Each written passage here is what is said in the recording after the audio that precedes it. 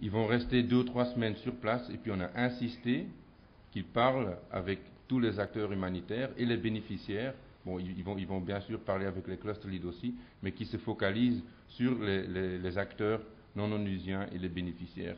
Et ça, c'est un exercice qui va se dérouler à partir d'avril, mais une fois que ces consultants sont sous contrat. Donc, dans ces 5 pays, et puis il y aura encore un pays à ajouter, une nouvelle urgence qui va probablement d'ici 3-4 mois, ça m'étonnerait qu'il n'y ait pas une nouvelle urgence quelque part, soit un désastre naturel ou quelque chose d'autre, mais ça sera un pays qui sera ajouté. Donc, profitez-en. Si vous avez certainement des équipes qui travaillent dans ces pays-là, sachez que cette évaluation aura lieu et ce sera une équipe de 6 consultants qui va rester 2-3 semaines sur place dans chacun de ces pays.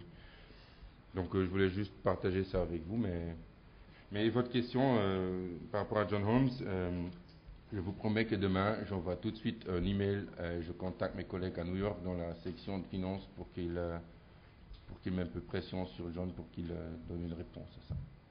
Date est prise. Jürg. Volontiers. Si je peux rebondir sur plusieurs des commentaires, notamment le commentaire en général. Vous parliez d'un accord sur la finalité. Je pense que c'est là où débute le problème.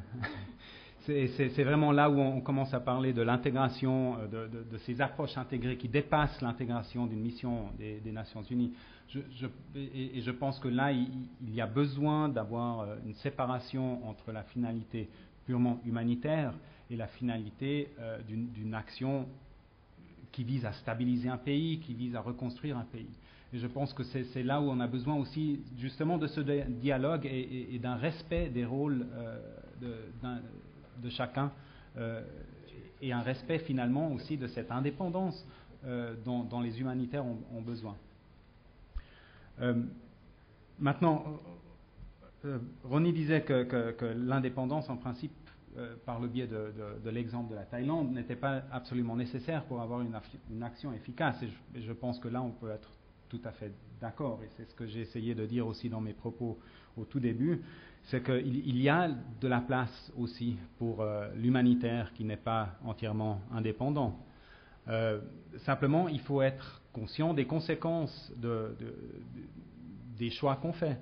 Et je pense que c'est là où on doit faire très très attention au positionnement de nos organisations, par exemple dans un système des clusters ou dans un système d'une action intégrée des Nations Unies. Donc cet affichage Nations Unies, s'il commence vraiment à déteindre, que ce soit réel ou que ce soit dans la perception des populations et des belligérants, il y aura des conséquences sur la portée opérationnelle qu'une organisation pourra avoir. Donc, voilà, oui, donc il y a de l'espace aussi pour l'humanitaire, quelque part dépendant. Et si je peux revenir à la question que Christian posait juste avant, est-ce que ce n'est pas une idée occidentale que nous promouvons ici? Je pense que quelque part, l'humanitaire en tant que tel n'est pas une idée occidentale. L'humanitaire a existé de tout temps. L'idée de l'humanitaire existait de tout temps dans toutes les civilisations.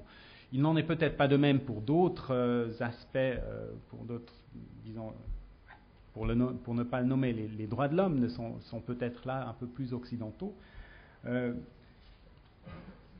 Mais je pense que là où on doit faire la distinction, c'est entre l'humanitaire et le politique et le militaire, justement.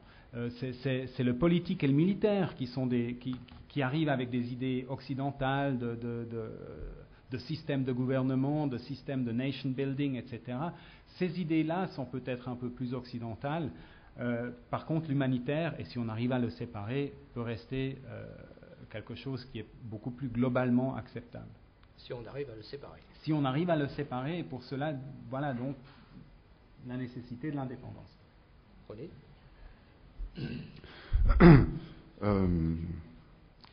Un mot sur l'indépendance et les formes de l'action.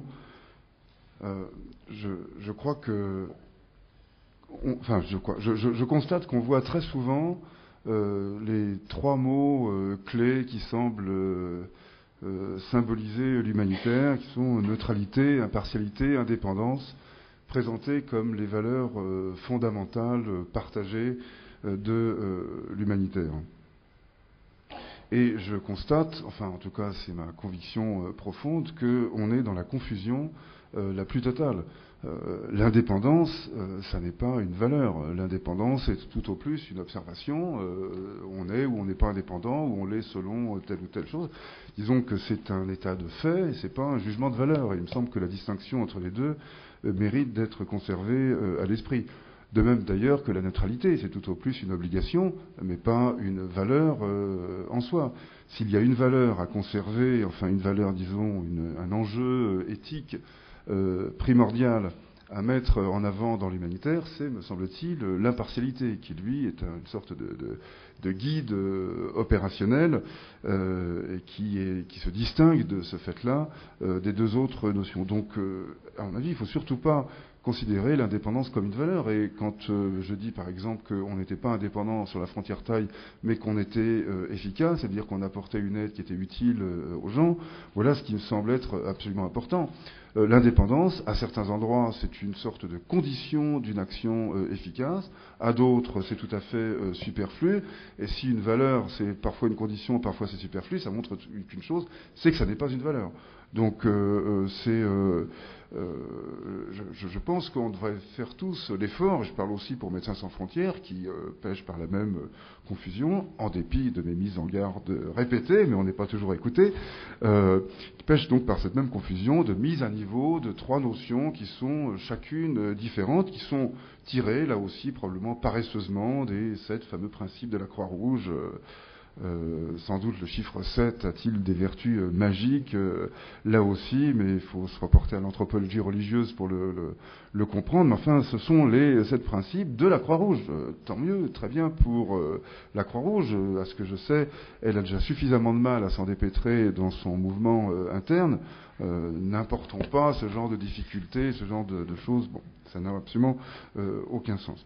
Deuxièmement, par rapport à ce que disait le général, on peut avoir, bien évidemment qu'on a tous, disons, la même mission en tête, au sens où on a tous le même objectif, se rendre utile, aider des gens qui sont dans le besoin. Bon. Mais une fois qu'on a dit ça, c'est pour ça, d'ailleurs je n'étais pas le seul, Jörg disait la même chose ici, c'est là que les problèmes commencent, non pas au sens où c'est là que commence la foire d'empoigne entre les uns et les autres, mais c'est là que commence la mise en œuvre de conceptions de l'action qui sont différentes et que parfois on a beaucoup de mal à rendre conciliables. Je prends le domaine que je connais le mieux, qui est celui de l'action sanitaire, de la médecine. Il y a plusieurs façons de s'organiser, d'agir pour répondre à des besoins de santé.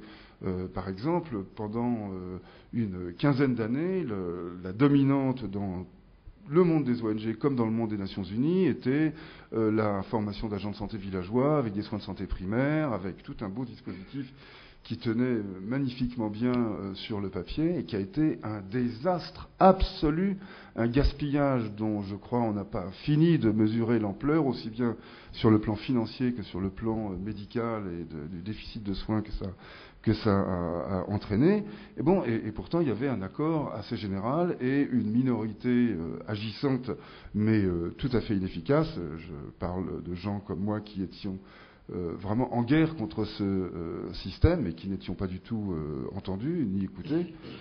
Et bon, ce sont des conceptions variées. Alors les choses ont évolué, évidemment, avec le temps, mais le temps long, qui n'est pas la temporalité courte de l'action, on finit par trouver des conceptions communes, des rapprochements, c'est ce qui s'est passé. Enfin, il a fallu en gros 20 ans pour que ça se passe. En 20 ans, il y a eu beaucoup de dégâts qui ont été commis et beaucoup de gaspillages qui ont été constatés.